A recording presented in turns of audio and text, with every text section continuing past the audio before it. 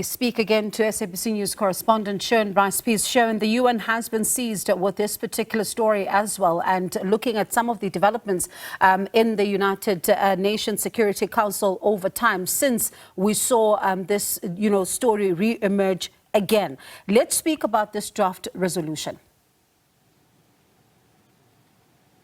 Yeah, I'll talk about that in just a moment, Bongiwe, just to confirm that we've received confirmation from the United Nations that all mortal remains of South African peacekeepers and SAMI DRC troops flew out of Kampala, Uganda at around 9:30 a.m. local time, which would have been around 8:30 a.m. South African time.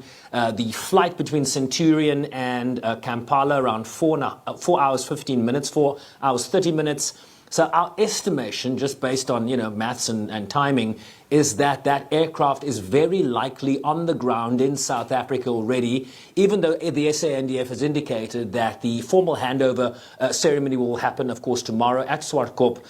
We can, I think, confirm here, based just on the timing of the flight, that those bodies, the 14 fallen, have now arrived in South Africa. So that'll be some important news, certainly for the SANDF, but certainly also for the families that have been waiting to receive the bodies of their loved ones. Then to your question about the draft resolution. This is a draft resolution that has been penned by France. France is the pen holder on all resolutions as it pertains to the Democratic Republic of Congo. And let me just break down what they are saying in this draft resolution. Remember, there are negotiations, Bongiwe, that are continuing, so the language of these drafts tend to change, but we have now received access to an early draft, and this is what it says. It says it calls on the Rwanda Defense Forces to cease support for M23 and to withdraw from DRC territory without preconditions and without delay.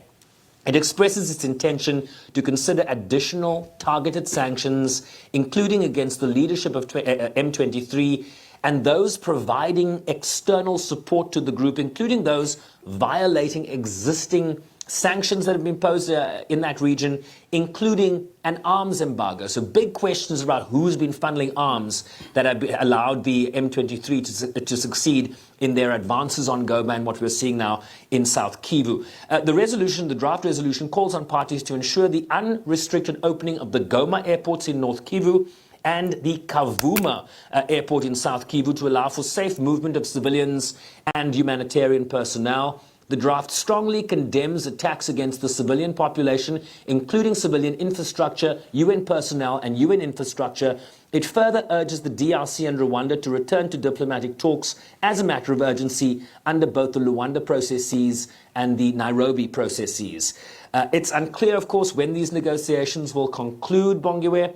But I can tell you it cannot come soon enough. What we are hearing from the region, we attended a briefing by the UN Humanitarian Coordinator and a deputy, a special representative of MONUSCO, Bruno Lamarquis, and he talked about the security and the humanitarian situation remaining very volatile in eastern Congo. He said the activities of M23 and other armed groups, along with regional dynamics, continue to fuel instability. And this will be some news that you haven't heard before. He talked about 52 civilians being killed by an armed group in Ituri, right? We've been talking about North Kivu, South Kivu. Above North Kivu is a province called Ituri. He says 52 civilians were killed by the armed group Codeco, not M23, Codeco. And I think that really just speaks, Bongiwe, to the proliferation of armed groups that are known to be in eastern Congo. And so in many ways, the focus has been on M23, backed by the Rwandan Defense Force.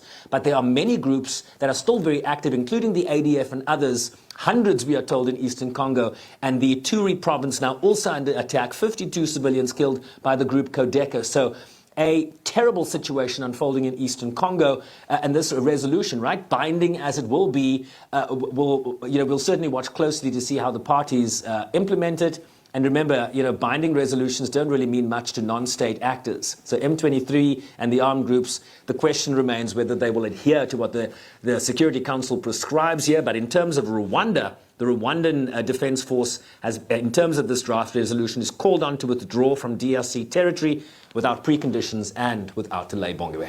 And Sherwin, it also speaks, as you say, now when you hear of Codeco, you and I have also been talking just about the fact that there's just so many armed groups that at times it's going to make it difficult for even those that are trying to find a solution here to actually get their bad. While that is also raging, there is a situation of thousands, hundreds of thousands that have now been displaced and are also having to flee when it comes to the situation as it's worsening on the ground. Yeah, it's an excellent point, right? I mean, when you talk about military actions or wars between parties, it's the most vulnerable in one's society, be that children, be that women, be that the disabled, right, who suffer in consequential arena like the one playing itself out in eastern Congo. And remember, when you talk about displacement, these were people that were displaced already. Many of them were in IDP camps, internally displacement camps in eastern Congo that have again been displaced. And so what you see, right, in conflict areas writ large around the world is that you have crises that are exacerbated by additional crises, that are exacerbated by additional crises. All you need now in eastern Congo is climate change, a flood or a bad storm, right, to really exacerbate an already dire situation. So, what is important is that the international community, be that through the Nairobi process, the Luanda process, the coming together, as we saw over the weekend, between the East African community and the SADC, the AU Leaders Summit that is upcoming this week in Addis Ababa. These are the games in town that need to be very closely watched in terms of bringing the parties, in the main, M23, but also Rwanda and the DRC, to some sort of consensus, some pathway, some political off-ramp in terms of bringing peace to a region that has really impugned the dignity of so many civilians, and why UN peacekeeping, right? First MONUC and then MONUSCO have been present in that region now for multiple decades without seeing a resolution to this conflict. So I think the pressure's on. Let's see what the Security Council decides here, and also what the outcomes will be of the AU Leaders Summit that is happening later this week. And Sherwin, when you speak about MONUSCO, right, it'll be also interesting to see how much more they talk about when it comes to humanitarian aid as well, because we do understand that UN personnel, also being denied entry when it comes to some of the access points in order to be able to at least help in some, type of way, especially when it comes to humanitarian assistance to those who are on the ground.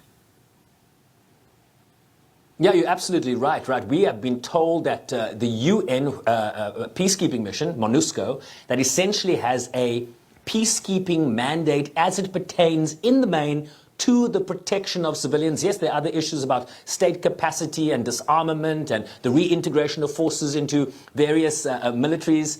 But in the main, their role is the protection of civilians. And what we have heard from MONUSCO is that they have been relegated to the protection of civilians mandate within their camps. They're not allowed to do patrols anymore, peacekeeping patrols, protection of civilian patrols. They have to clear their ability to get supplies into their bases in eastern Congo. 48 hours, they need to alert M23 before they can leave to resupply their water and their food and the like.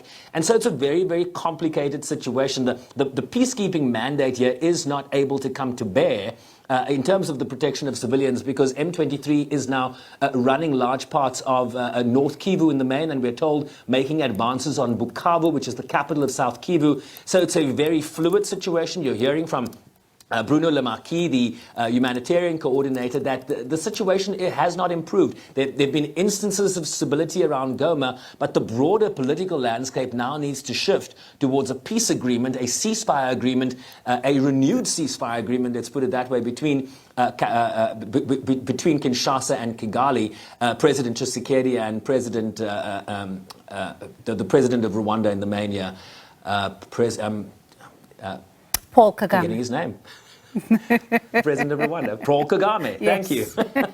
Sometimes you just hit a blank. I know, and it does happen on air.